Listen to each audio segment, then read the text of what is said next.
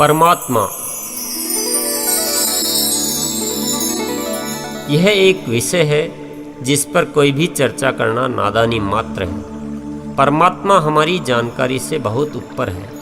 उसका क्या रूप है, कहाँ विराजमान है, कैसे क्या करता है, कैसे संसार को चलाता है, कैसे पाप पुण्य का हिसाब रखता है, कितने समय से है, इस तरह की बातों की जानकारी करने का प्रयास करना मात्र अपने आप को उलझन में डालने के सिवाय कुछ भी नहीं है। और किसी और की राय इस दिशा में मान लेना उससे भी बड़ा भटकाव का रास्ता है।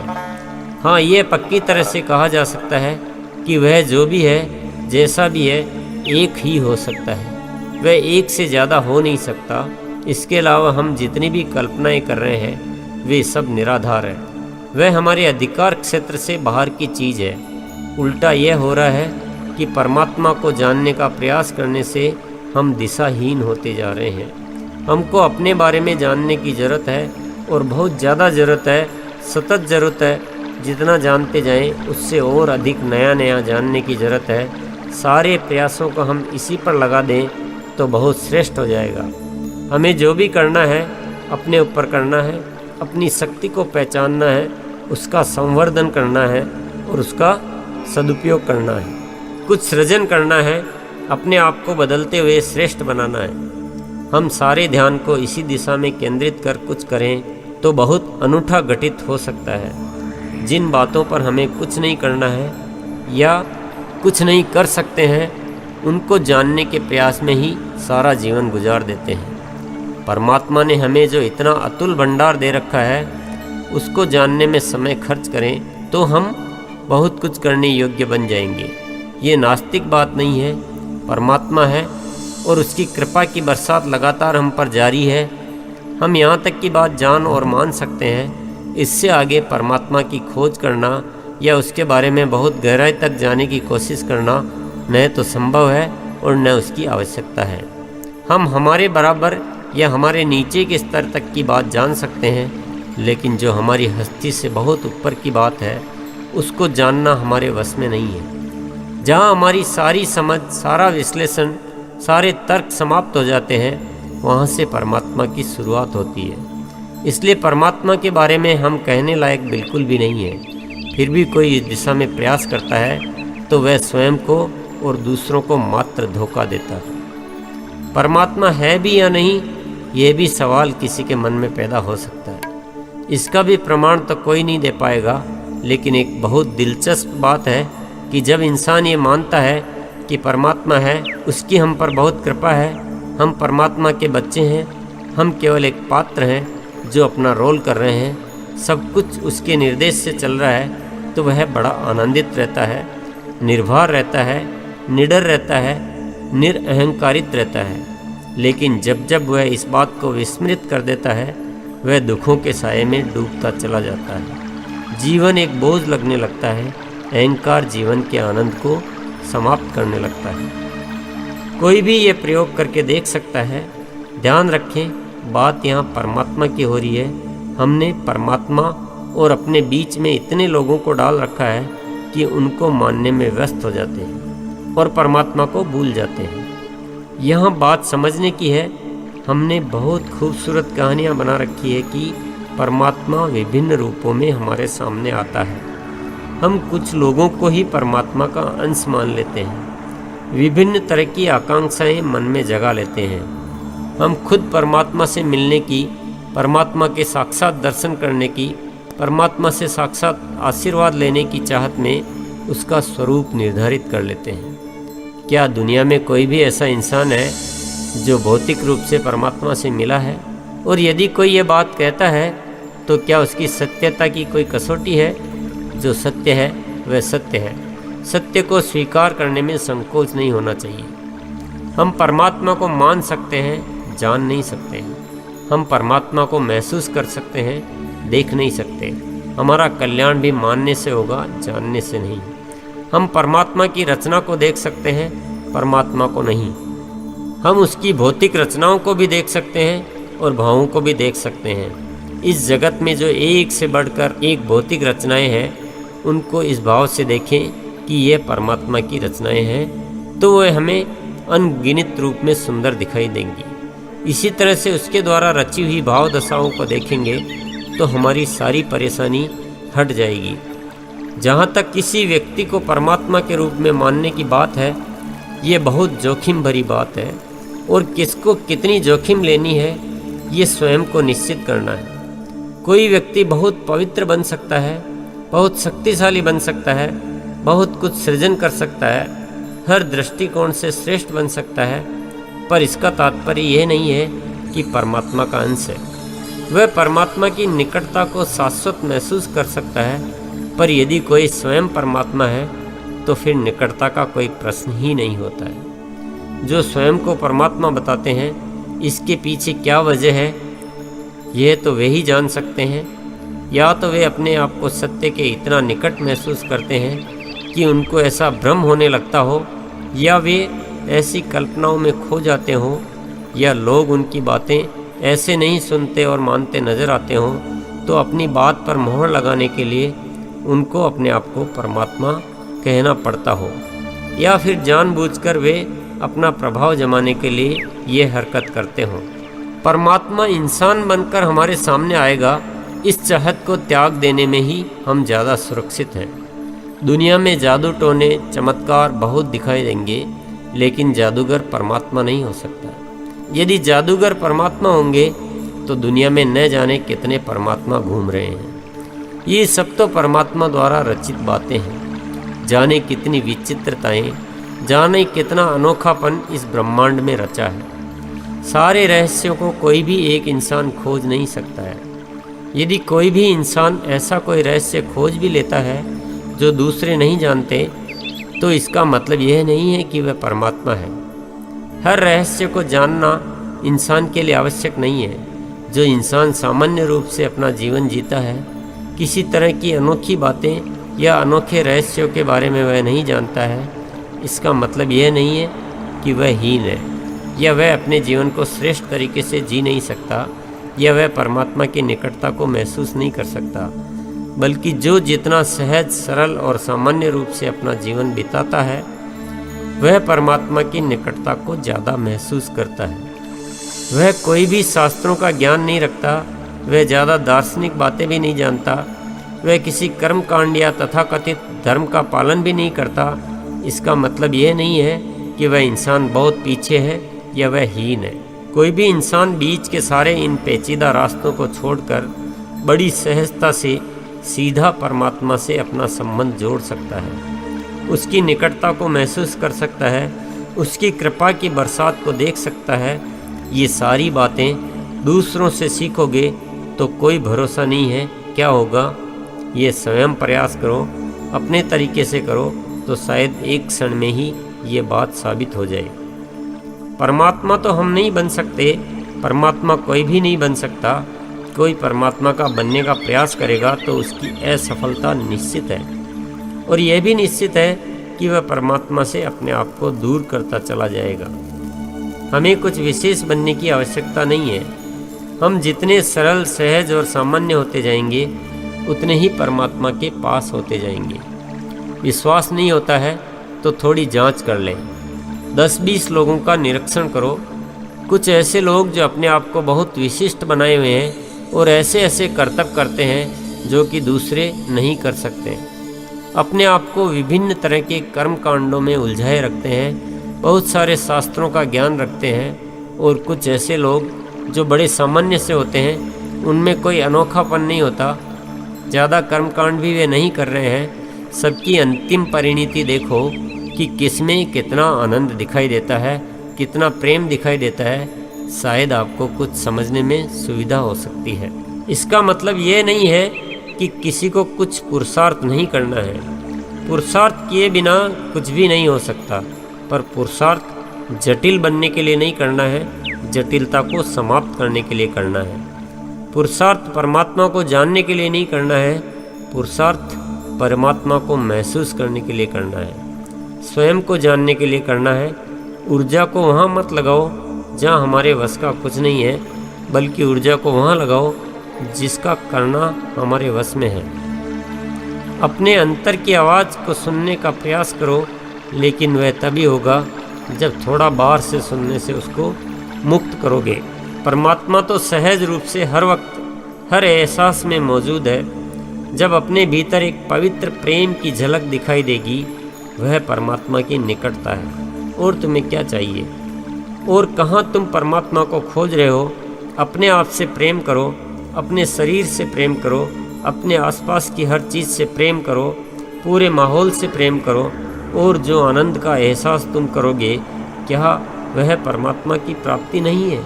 इससे अधिक यदि हम चाह रहे हैं तो वह हमारा लालच और तृष्णा है। हम लालच और तृष्णा के चक्कर में असली आनंद को भी भूल जाते हैं। जो हमारे पास है उसको महसूस नहीं कर पाते हैं और सिर्फ इस तरह भटकते रहते हैं जैसे रेगिस्तान में प्यासा पानी के लिए भटकता रहता है। शायद बहुत खोजने से रेगिस्तान में पानी मिल भी जाए, लेकिन भटकने वाले को परमात्मा कभी नहीं मिल सकता। परमात्मा को प्राप्त करना है तो ठहरना पड़ेगा। लालच सांसारिक वस्तु का हो या परमात्मा को पाने का, लालच हमेशा आपको परमात्मा से दूर ही लेता जाएगा। लालच में इंसान उसको याद करता है जो उसके पास नहीं है और उसको भूल जाता है जो उसके पास है। परमात्मा से कुछ मांगना भी ना समझी के अलावा कुछ नहीं है। परमात्मा ने सब कुछ आपके सामने रख छोड़ा है, जितना चाहे उठा लो। उसके लिए पुरुषार्थ तो करना पड़ेगा। हम जो हमें मिला है उसमें संतुष्ट नहीं होते हैं और कुछ न कुछ मांगते ही रहते हैं। जितना ध्यान मांगने में लगाते हैं, उतना जो मिला है उसको पहचानने में लगा दें तो निश्चित रूप से सब कुछ मिल सकता है। हम परमात्मा से सीधा मांगते हैं कि सब कुछ मिल जाए, हमारे भंडार भर दे, हमें खुशियाँ दे दे, हमारे पापों को माफ़ कर दे, हमें भव सागर से मुक्ति दे दे आदि। हम मांगने में नाना प्रकार के तरीके निकालते हैं। भक्ति के नाम पर मांगते हैं, प्रार्थना के नाम पर मांगते हैं, पूजा के नाम पर मांगते हैं, यहाँ तक कि परमात्मा से सौदेबाजी तक कर लेते हैं कि जितना मिलेगा उसमें से कुछ हिस्सा तेरा। नाना प्रकार के कर्म कांड इसलिए करते हैं कि परमात्मा खुश हो जाए और हमें निहाल कर दे।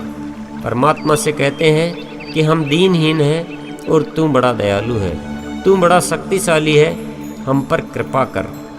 कुछ लोग तो सीधा धन ही मांगते हैं, तो कुछ लोग अपना कल्याण मांगते हैं, अपनी मुक्ति मांगते हैं। कुछ भी मांगो, बात एक ही है। मुक्ति मांगने वालों को अपने आप से खुश होने की आवश्यकता नहीं है। मांगना भिखारियों का काम है और परमात्मा ने हमें भिखारी नहीं बनाया। परमात्मा ने हमको पूरा साम्राज्य दिया है, शक्ति दी है, बुद्धि दी है, बल दिया है। पूरे संसार में प्रेम, आनंद, शांति, वैभव सबका असीमित भंडार भरा है। इनको अपने कर्मों से, अपने आचरण से, अपनी बुद्धि और बल के उपयोग से हासिल करना है। परमात्मा सीधा कभी नहीं देता है, जो भी है उसे अपने पुरुषार्थ से प्राप्त करना है। इसे यूँ समझो कि आप पिता हो, आपके 2 बच्चे हैं। एक बच्चा आपके पास आता है, आपके चरणों में गिर जाता है और कहता है, पिताजी मैं बहुत दीनहीन हूँ, मुझे आप ही सहारा दे सकते हैं, मुझे कुछ धन दे दो और मुझे आपका आशीर्वाद मिलता रहे तो मेरा जीवन पार लग जाएगा। आपका दूसरा बच्चा आता है और कहता है, पिताजी आपसे मुझे बहुत मिला है, अब मैं आपको कुछ ऐसा बनकर दिखाऊंगा कि आपको अपने बेटे पर गर्व होगा, आपके अधूरे सपने को मैं पूरा करूंगा। आप बताइए आपको कौन सा बच्चा अच्छा लगेगा? तो हमें भी परमात्मा के ऐसे बच्चे बनना चाहिए जिससे परमात्मा को कुछ अच्छा लगे। हम तो परमात्मा के सामने पहले बच्चे की तरह बन रहे हैं, तो परमात्मा भी क्या सोचता होगा? यह नहीं है कि जो परमात्मा से मांगता नहीं, जो परमात्मा को प्रसन्न नहीं करेगा, उसे कुछ नहीं मिलेगा, और जो ज़्यादा मांगेगा उसे ज़्यादा मिल जाएगा। ज़रा खुद ही सोचो, क्या परमात्मा ऐसा कर सकता है? परमात्मा ने तो सारी व्यवस्थाएं बहुत ही सुंदर तरीके से कर रखी है। जो होशपूर्वक पवित्र विचारों से अपना पुरुषार्थ करेगा, उसे स्वतः सब कुछ मिल जाएगा। परमात्मा ने इस दुनिया में सकारात्मक और नकारात्मक दोनों पक्ष हर जगह साथ बनाए हैं, ताकि आपको अपनी जागरूकता का, अपनी समझ का और अपने पुरुषार्थ का उपयोग हर समय करना पड़े। आप सकारात्मक को चुन लो और नकारात्मक को छोड़ दो। फूल के साथ कांटे नहीं होते तो शायद फूल को तोड़ने में न होश की ज़रूरत होती न समझ की। लेकिन कांटों के बीच से फूल तोड़ना है तो पुरुषार्थ के साथ होश और समझ दोनों चाहिए। इस पूरी दुनिया में बहुत सुंदर सुंदर फूल खिले हैं, पर वे सब कांटों के बीच है। अब समझ जाओ कि क्या करना है। परमात्मा से बैठकर ये मांगो कि हे परमात्मा, तू इन कांटों को हटा दे, या ये मांगो कि मैं कमज़ोर हूँ, मैं नादान हूँ, इसलिए मेरी सहायता कर और मुझे फूल चुनकर दे दे। तो क्या फूल मिल जाएंगे? इतना समय मांगने में खर्च करने से अच्छा है कि परमात्मा को धन्यवाद दो। हे परमात्मा, तूने कितना सुंदर जहान बनाया है, इतने सुंदर सुंदर फूल उगाए हैं और मुझे इतनी ताकत और समझ दी है कि इन फूलों को चुन सकूं। इस तरह की भावना हो तो जीवन में आत्मबल का संवर्धन होगा ही। अपने आप को भिखारी मत बनाओ, राजा बनाओ। कुछ लोग बड़े चतुर होते हैं, वे अपने लिए सीधा कभी कुछ नहीं मांगते हैं। वे परमात्मा से पूरे जगत का कल्याण मांगते हैं और अपने आप को बड़ा महान समझते हैं कि देखो मैं कितना महान कार्य कर रहा हूँ, पूरे संसार के लिए कार्य कर रहा हूँ। याद रखो, मांगने से कुछ नहीं मिलने वाला है, चाहे उसका तरीका कुछ भी हो। और कम से कम मांगने की इस ओछी हरकत को धर्म का नाम तो मत दो। इसको सुंदर सुंदर शब्दों की माला मत पहनाओ। काश इसी ऊर्जा को हमने जागरण और सत्कर्म में लगाया होता तो ये दुनिया स्वर्ग होती। जिसने कभी परमात्मा से कुछ नहीं मांगा, केवल सत्कर्म और सदाचरण किया, उसे जीवन में सुख मिला या नहीं?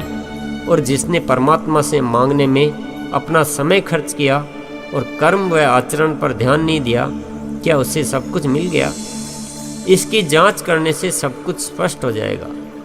मांगने का ही एक दूसरा रूप है अपने भीतर ये सोच रखना कि परमात्मा की हम सेवा पूजा नहीं करें तो वह हमसे नाखुश हो जाएगा और हमारा सब कुछ वापस छीन लेगा।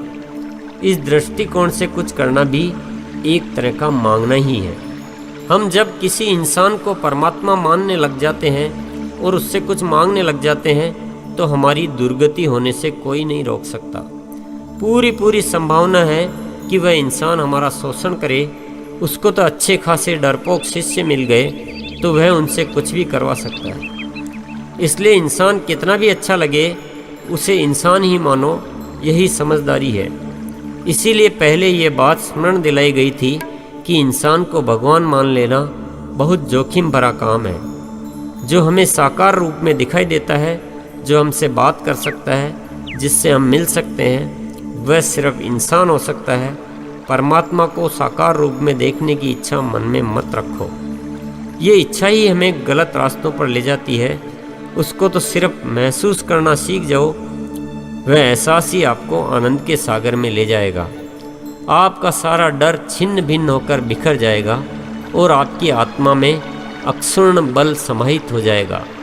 इंसान एक बार अपनी स्थिति को ठीक से समझ ले और अपने जीवन के मार्ग को स्फटिक मणि की तरह साफ कर ले तो हर इंसान के भीतर छिपा सृजन शक्ति का भंडार प्रकट रूप में सामने आ सकता है।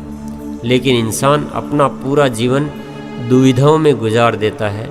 वह जीवन भर ऐसी ऐसी गतिविधियां करता है जो एक दूसरे की विरोधी होती हैं। अपने विवेक पर इतने पहरे डाल रखे हैं और उन्हें इतने बड़े बड़े शब्द दे रखे हैं कि ये संगीन पहरे एक पल भी उसके विवेक को जागृत नहीं होने देते। धर्म, अध्यात्म, देवी देवता आदि शब्दों को अपने विवेक का पहरेदार मत बनाओ। इन शब्दों का भावार्थ विवेक के साथ समझोगे तो जीवन का कल्याण है। लेकिन जैसे ही इस तरह का शब्द आपके जीवन में आता है, आप अपना विवेक पूर्ण रूप से भूल जाते हो। तो फिर आपसे कोई भी कुछ भी करवा लेता है। इन महान शब्दों से आपका जीवन कमल खिलने के बजाय मुरझा जाता है। एक व्यक्ति से कोई कहता है कि चलो एक जगह बहुत बड़ी पूजा है, वहाँ चलते हैं, बहुत फल मिलेगा। यहाँ पूजा का नाम आते ही वह व्यक्ति अपने विवेक पर ताला लगा लेता है। वह उसके साथ चला जाता है और देखता है कि बड़े लाउड स्पीकर लगे हुए हैं, पूजा के नाम पर भगवान से मन्नतें मांगी जा रही है। किसी को ध्यान नहीं है कि आस पड़ोस वालों का सोना मुश्किल हो रहा है, बच्चों की पढ़ाई खराब हो रही है, विद्युत का अपव्यय हो रहा है और वहाँ एक बहुत बड़े गुरुजी आए हुए हैं। फिर विवेक पर एक ताला और जड़ दिया गया। गुरुजी लोगों को तैयार कर रहे हैं। अमुक जगह एक देवी का मंदिर है, वहाँ पैदल जाने से जीवन की मनचाही मुराद पूरी होती है। 1 महीने का समय लगेगा। सबको गुरुजी की बात पर बड़ा भरोसा है, क्योंकि गुरु इतना महान शब्द है, गुरुजी कभी गलत हो ही नहीं सकते। गुरुजी ने हजारों लोगों को पैदल यात्रा करके वहाँ जाने के लिए तैयार कर लिया है। सबके जीवन में बड़ी इच्छाएं बाकी है। सबको पता है कि कोई चमत्कार ही उनकी इच्छाओं को पूरा कर सकता है। उन्हें अपने आप पर तो इतना भरोसा है ही नहीं कि वे अपने पुरुषार्थ से अपनी इच्छाओं को पूरा कर सके, और फिर गुरु, देवी, पैदल यात्रा ऐसे शब्द बीच में आ जाते हैं तो इंसान अपने विवेक का इस्तेमाल करना बिल्कुल ही बंद कर देता है। कोई उन्हें समझाने का प्रयास करे तो वे उसे ही गलत बताते हैं, और वे विवेकहीन उस कार्य को इतने सामूहिक रूप से करते हैं कि कोई उन्हें गलत ठहराने का साहस ही नहीं कर सकता।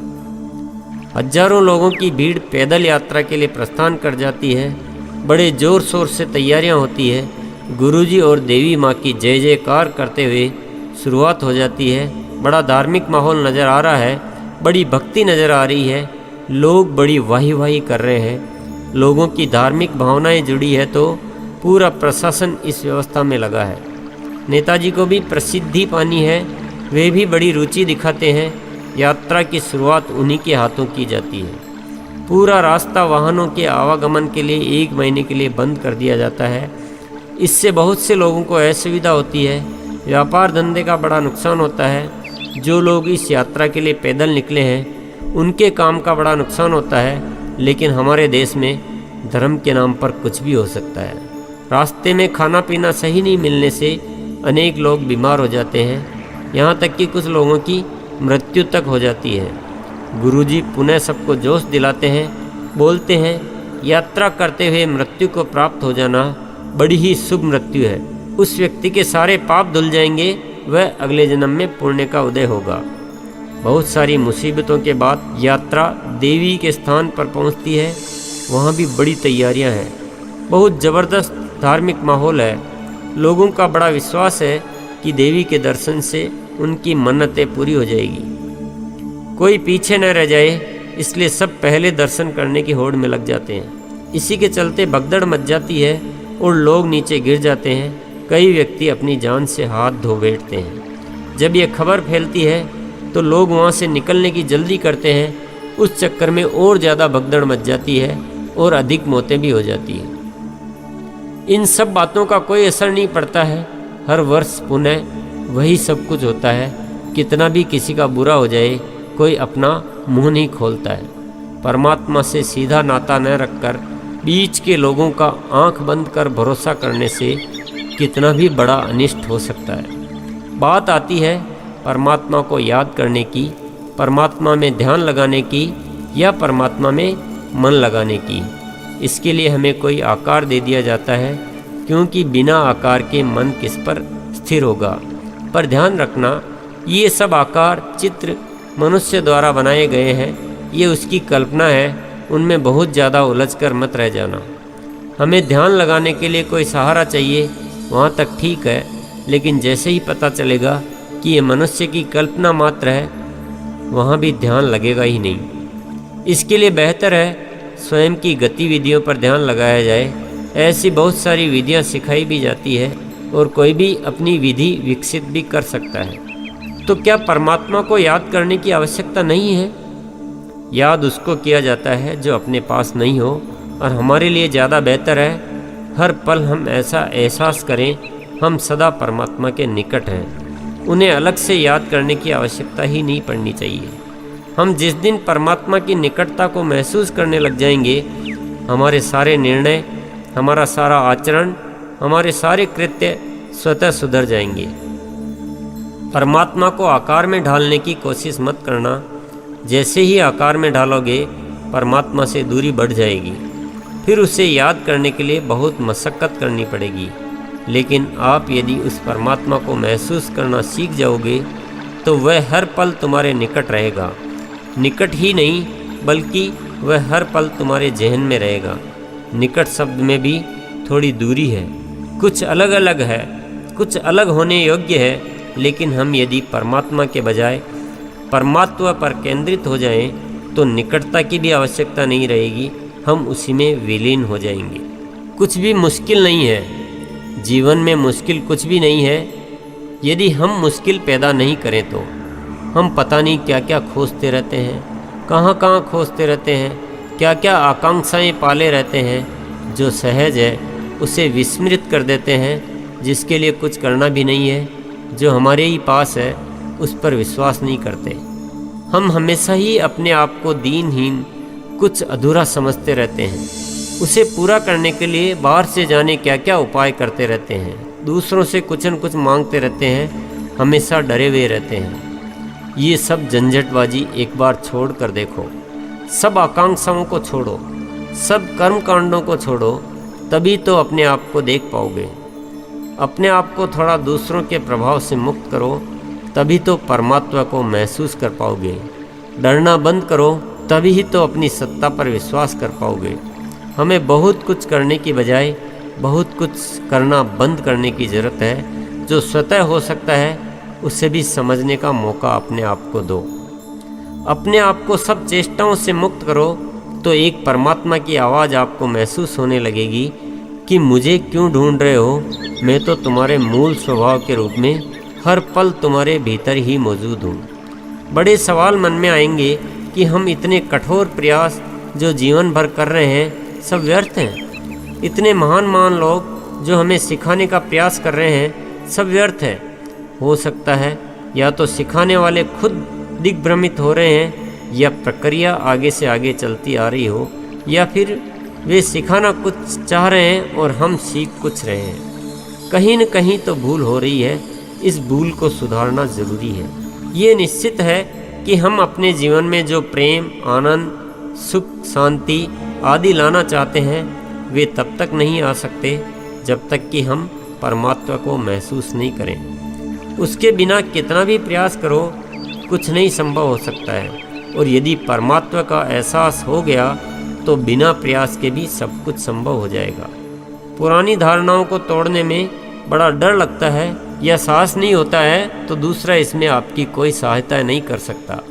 ये साहस तो आपको ही करना होगा, और इसमें आधा अधूरा कुछ नहीं चलता कि कुछ ऐसे कर लें, कुछ वैसे कर लें। जीवन के मार्ग को पूर्ण रूप से सुनिश्चित करो तो ही मंजिल मिल पाएगी।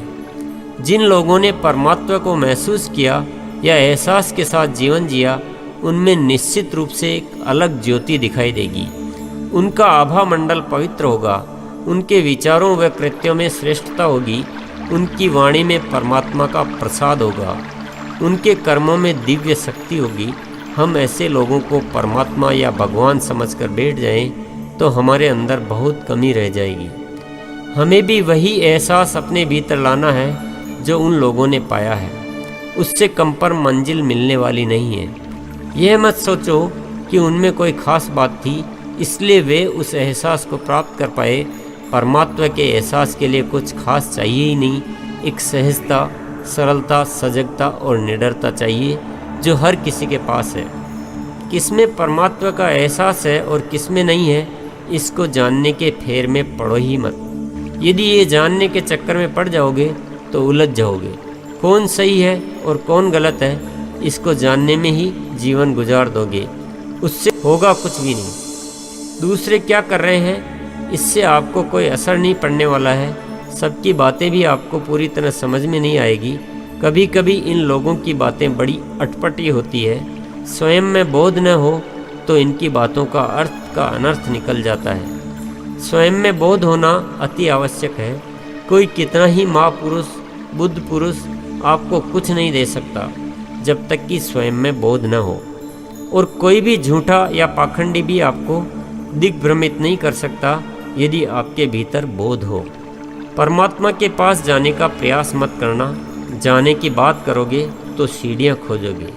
जिन्हें तुम सीढ़ियाँ समझते हो वे सब दीवारें हैं, वे बाधाएं हैं, वे मुश्किलें हैं। दीवारों को गिराना है। तुम सहारे खोजोगे, सहारे वहाँ चाहिए जब हमें कहीं जाना हो। हमें जाना कहीं है ही नहीं, मात्र अज्ञान के पर्दे को गिराना है। जो बहुत सारा वजन हमने सिर पर लाद रखा है उसे उतार देना है। जो हमारे पास है उसे सिर्फ महसूस करना है, न कुछ और लाना है और न कहीं जाना है। हम छोटे बच्चों को देखते हैं, वे कितने आनंद में रहते हैं। फिर जैसे जैसे वे बड़े होते हैं उनमें आनंद और बढ़ना चाहिए, लेकिन होता बिल्कुल उल्टा है। जैसे जैसे उम्र बढ़ती है आनंद कम होता जाता है, क्योंकि जैसे जैसे उम्र बढ़ती जाती है हम अपने आप पर भार बढ़ाते रहते हैं। हम ज्ञान के फेर में अज्ञान को बढ़ाते रहते हैं और बोध को खोते रहते हैं। जबकि ज्यों बड़े हों त्यों बोध बढ़ना चाहिए, आकांक्षाएं कम होनी चाहिए। ये सब हो सकता है तो सिर्फ भीतर की यात्रा से। ये पूर्ण रूप से निज की यात्रा है। इसमें न कोई परिजन काम आता है न कोई सहयोगी। इस यात्रा में संख्या का कोई महत्व नहीं है। इस पैमाने को तो जीवन में कभी काम में लेना ही मत। ये कोई ज़रूरी नहीं है कि ज़्यादा लोग जिस बात को मानते हो सही हो, या ज़्यादा लोग जिस कृत्य को कर रहे हो वह सही हो। भीड़ के पीछे लग जाने से बड़ी नासमझी कोई हो ही नहीं सकती। ये जीवन यात्रा का कोई पैमाना नहीं है, बल्कि बिल्कुल विपरीत हो रहा है। जो भीड़ कर रही है वे सारे काम गलत हो रहे हैं। जब भीड़ होती है तो विवेक शून्य हो जाता है। हमें परमात्मा ने विवेक जागृत रखने के लिए दिया है, न कि सुलाने के लिए। परमात्मा को छोड़कर परमात्मा का ख्याल करो, कर्ता को छोड़कर कृत्य का ख्याल करो। कर्ता के रूप में परमात्मा को हम नहीं देख सकते हैं, लेकिन उसके कृत्य के रूप में इस पूरे अस्तित्व को हम देख सकते हैं और परमात्मा को महसूस कर सकते हैं। हम कर्ता का हिस्सा तो नहीं बन सकते हैं, पर इस अस्तित्व से अपने आप को अलग नहीं कर सकते। यानी हम परमात्मा के अंश तो नहीं हैं, पर परमात्मा के अंश हैं। इस नाते हमारा परमात्मा से बहुत गहरा नाता है, एक अटूट रिश्ता है। रिश्ता तो है, पर इसका एहसास खो गया है। इस एहसास को पुनः जगाना है और हर पल बनाए रखना है।